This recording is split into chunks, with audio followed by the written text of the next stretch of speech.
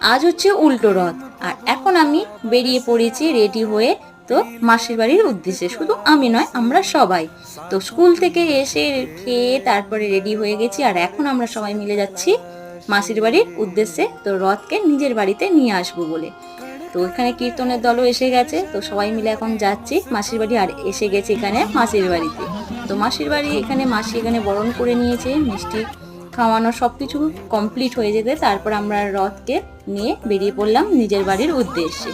আর দেখো কি সুন্দর লাগছে, তাই না? তোমরা অবশ্যই কমেন্টে জানাবে, তোমরা কেউ কমেন্ট করছো না, এটা কিন্তু ঠিক হচ্ছে না। অবশ্যই কিন্তু কমেন্টে জানাবে কিরকম হচ্ছে।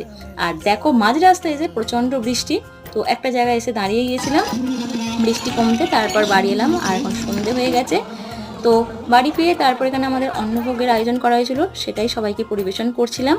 আর এই দেখো কি সুন্দর লাগছে না আমাদের রথকে। তো ভালো লাগলে অবশ্যই একটা লাইক করে দিও।